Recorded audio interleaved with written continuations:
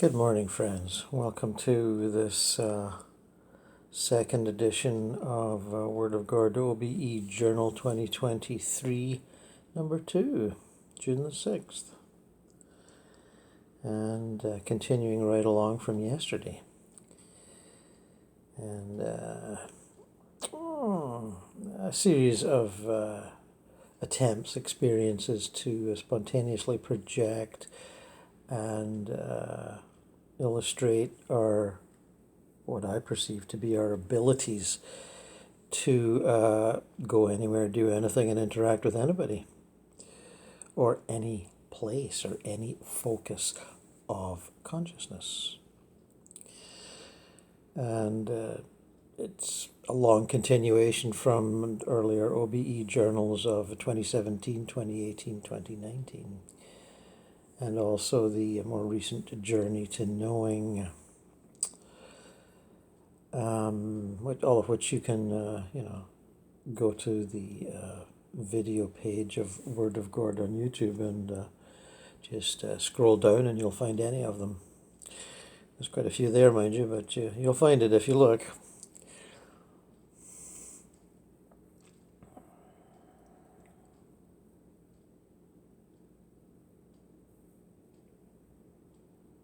I was inspired by a fairly recent video interview with Darryl Anka, the man who channels and has channeled the alien entity Bashar, in which he was saying he felt that most of our original real being stays in the spirit world and only projects a small part of itself here. And it's always there. And whether you want to call that higher self or original self, or, it's a bit of a debate, but I certainly agree with the general principle, which has been elucidated before in esoteric teachings, that the being you are now on the physical plane is merely a small part of your total being. And that is recognized in the New Age community, I would say, by many. And but how many of us actually explore that regularly, consciously, is up for debate. Not many, I shouldn't think.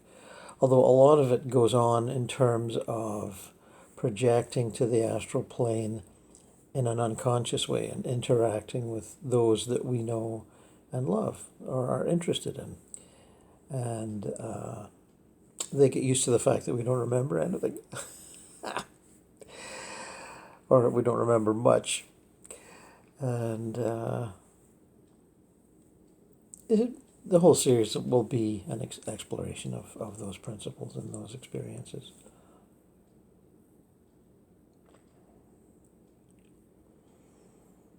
So here we go. Come on along.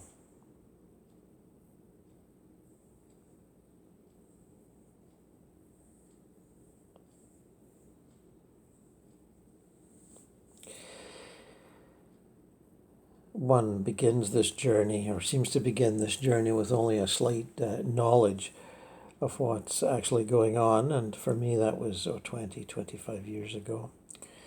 And I covered a good deal of my discovery in the book More Adventures in Eternity, where, following some of the principles of the Monroe Institute, as elucidated by Bruce Moen in his series of books, I discovered that I had a place in what they call Focus 27. And I described it in detail. And Bruce encouraged everybody to discover their place in F27. And I approached it thinking that it was something I had created with my thoughts, while, doing explorations as suggested by the projection experience exercises at the Monroe Institute. And of course I was at my Canadian home doing this. But what I did discover was that, much to my shock, that at the time, the cottage I had created in F27 had been created long before this birth as Gordon, and was quite elaborate and extensive, although I don't mean huge, just, carefully worked out. And this tied in with other discoveries of a full slate of activities before being born as Gordon. Artistic, creative activities, philosophical, whatever you want to call them, social even. And on other occasions later, months, years later, I would go to the cottage in F27 and hang out. It's a nice place to hang out. And it's in the middle of a forest, actually. And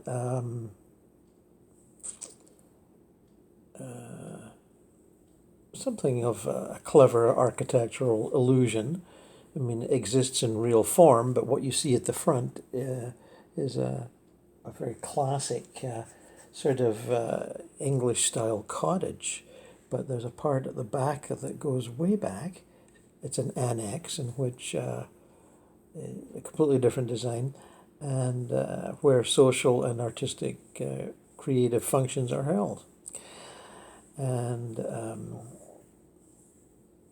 on a regular basis, even though most of the time I don't remember going. So the disconnect between that self there and the higher self, the monad, existing on an even much higher plane, and Gordon here is quite remarkable. And that's one of the things I will attempt to explore, as I did on various trips there where I actually met myself, which was a little strange. walking up and looking at a mirror in a wall, and there you are. It's you, but it's not you. It's a completely discrete, independent being. Now, I knew from having, people that followed my work and teaching, if you like, that they would have encounters. They would email me with encounters with a me that was me, but looking quite different.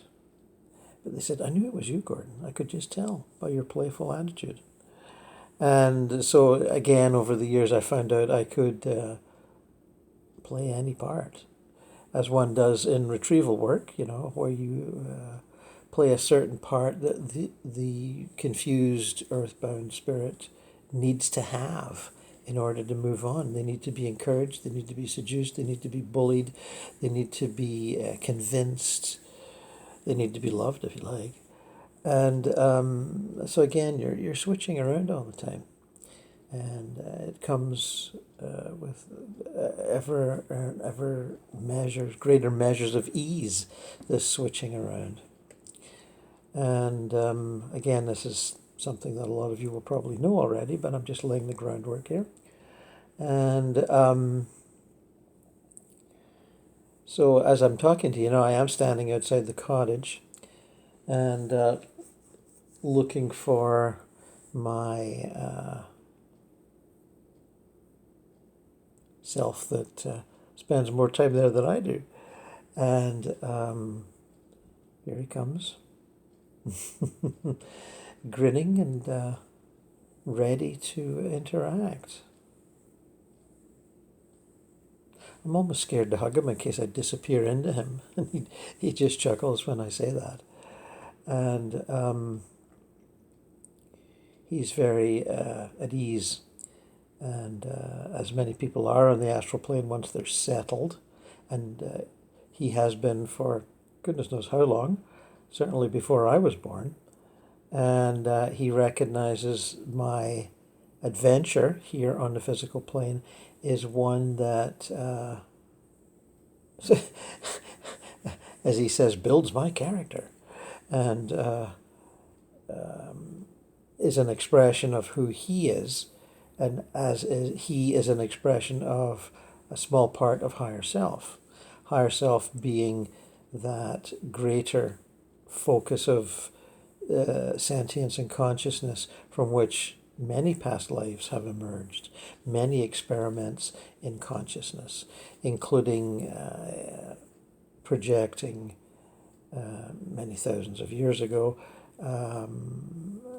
the energy necessary to animate the soul consciousness of a number of life forms, animal, vegetable, mineral, as we've discussed, or others have discussed, projecting your consciousness into a bird, a fish, a tree, a mammal, various aspects of nature, including bits of mountain ranges, and to experience that, to feel what it is to be part of a mountain range, to feel what it is to be a fish spawning, to feel what it is to be a mammal running for its life. All these sort of things. And that was, in my perception, before we projected into the human form. And again, there's always a before and a before and a before. The monads, all the monads, as far as I can tell from my explorations, came from other planetary systems before the Earth experience was curated by devas and archangel types. And the template of life on Earth was set up, obviously with more geology than home cooking. And thousands of years pass, and we await the new planetary form to be ready for our incarnation, or at least our partial incarnations. I had to wait for all that fire and explosions to cool down a bit. And we waited, as my perception goes, in an astral plane version before the physical plane was actually ready for us to emerge into it.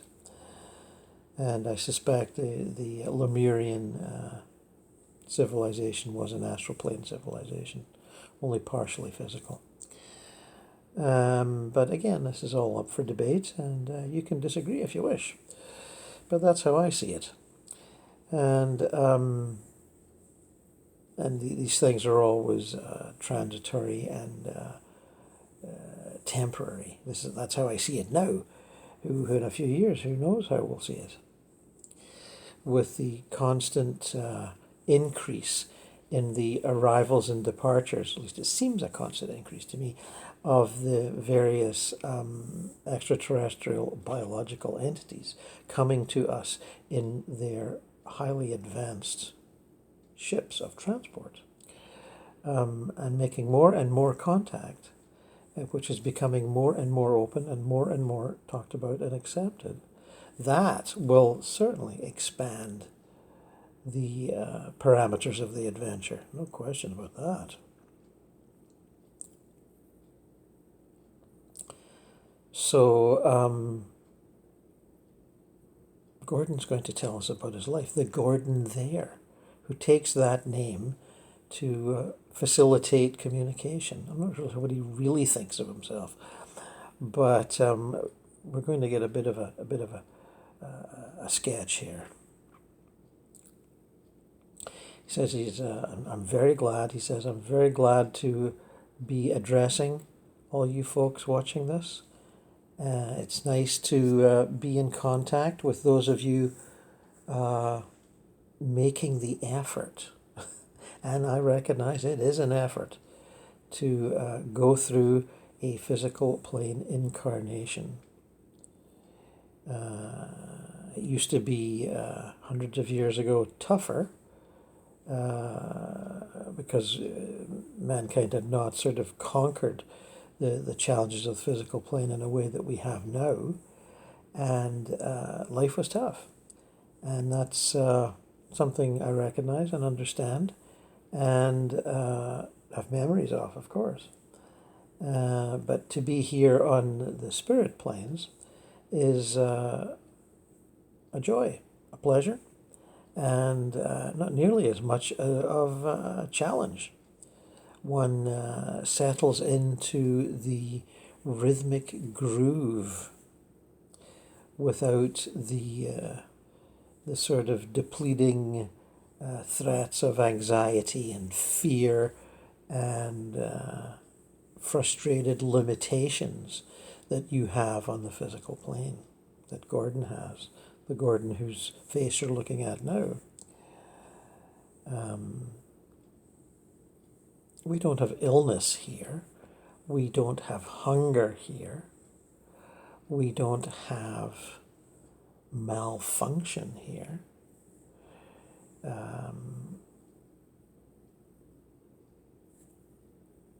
There is a certain amount of malfunction when you pass on through illness or age from the physical plane and arrive here. There's emotional, psychological adjustments to be made as you recover your memories of who you really are. But once you've done that, and that doesn't take forever, believe me, you become this contented, happy, joyful being, because your anxieties and fears have been eliminated. And that's the life I live, of course, and many, many millions of others. There's lots of us here, make no mistake. There are many planes on the astral plane, divisions and subdivisions and spheres, many layers of vibration where people's consciousness is similar but also significantly different. There are various levels of enlightened understanding. There are some planes where the level of enlightened understanding is fairly low. They kind of know they're dead, but they're not really sure. And they wonder about what's really happening as they go through their post-mortem lives. They accept what they find and are content. Well, I wouldn't say they're contented with it, but they accept it because they don't know what else to do. And they bumble along and sometimes are enlightened or helped out by those of us living on a higher level who choose to go on various charitable rescue missions, if you like. These people don't necessarily need to be rescued, but they do need to be helped. They're not completely, utterly lost, but they are living on a fairly low level where their self-expression is limited. And they either don't know that it's limited or have some vague sense that it is limited but don't know what to do about it. And they need to be shown things. And depending on their level of open-mindedness, which for some is fairly low, they arrive with ironclad belief systems, whether they're sinful religious belief systems or ignorant materialist belief systems. And they do need their imaginations jiggled, for sure. And, I do that, but, I'm not like this terminal do-gooder guy. I do have a life, and it's a very pleasant one. And my interests are very cultural, I'd say. I have friends who are much more, scientific in orientation, much more, some are quite bureaucratic. Some people get involved in their physical lives, in government bureaucracy, the running of organizations, the running of, charitable organizations, those organizations that aim to better the lot of mankind, and there's lots of them. And as you know, recently there's been a group of people who were so desperate to help mankind that they forced us into lockdowns and thought, oh, this is a great idea. Those viruses really are the enemy and we need to be protected from them. and very, manipulatively bureaucratic they were. But I did see, upon examination, that many of them thought it was the best thing to do. It was the right thing to do. It was the way to go. And I think they've learned it's maybe not as great an idea as they once thought. But they do cling to their notions of wisdom and righteousness and intelligence. They think the way they see things is the right way to see things. And they look at the rest of us as, sort of a little bit ignorant and naive and need to be guided like little sheep. Of course, a number of them have been involved in politics and religious hierarchies in past lives with a similar belief system, that we are sheep that need to be prodded along in the right direction, else we'll fall down and kill ourselves or something. And it's endemic to the adventure of exploring consciousness that some will genuinely explore and work at it in a conscious way, but wind up with a sort of father knows best attitude, and the rest of you don't know shit. And it happens over and over again. And the recent bureaucratic repressive adventures with the virus and its life form and its ability and its notion of what it has to do, because all beings have an evolutionary path to follow, and that includes viruses and bacteria, and our immune systems, if you like, are much chattered about immune systems.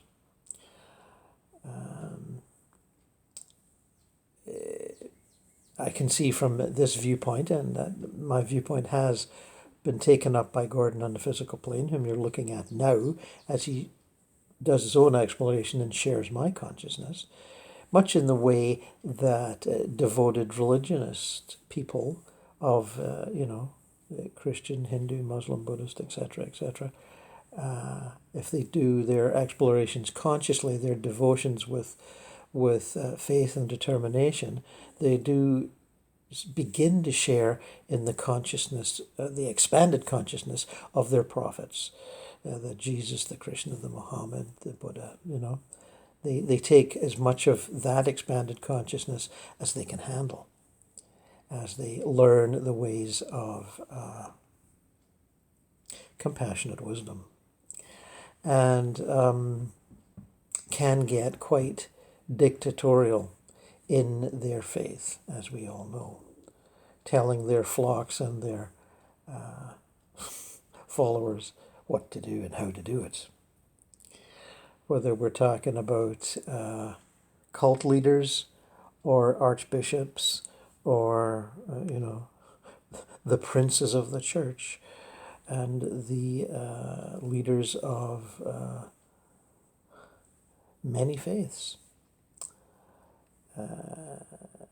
It's all quite similar, as I hope you can see, this progress towards greater knowledge and understanding, which gets waylaid by the attachment to status and worship, if you like, in the way that I'm saying, a bishop or, a high member in the hierarchy of a church gets used to the status and admiration / worship that they can get, and gets sidetracked by it.